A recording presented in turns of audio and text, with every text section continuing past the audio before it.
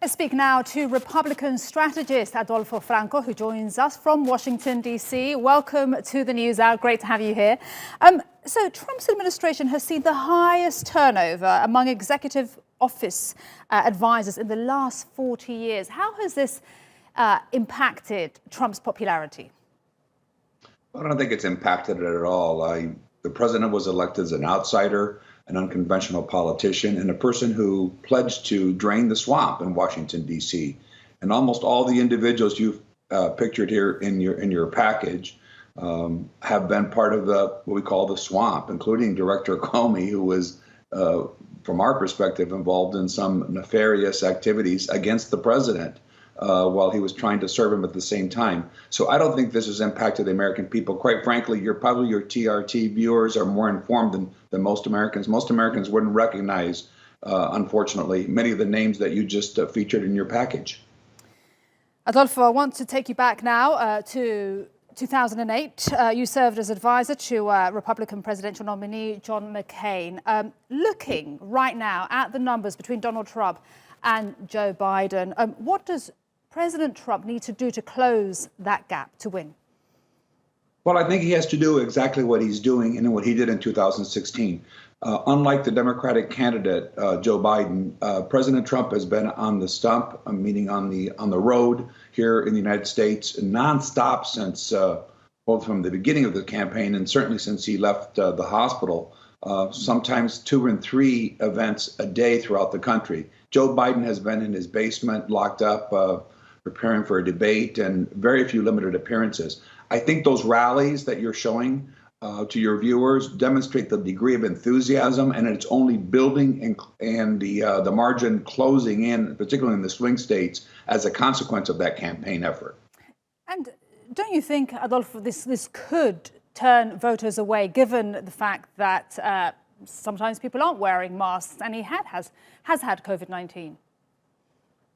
Well, you know, this is the controversial issue in the United States. We didn't see a lot of people wearing masks when they were rioting and they were so-called peaceful protests going on in our country.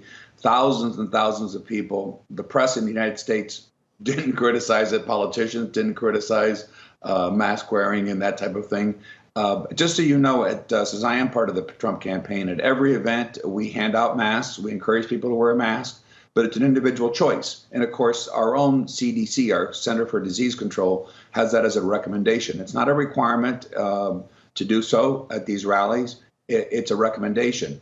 We recommend that, but it's an individual choice. And that is, by the way, an excellent question. That is the distinction between the two candidates. One of choice and freedom, which our country stands for, and one that creates a system that is alien to most Americans, of having requirements and other type of government intervention in their daily lives.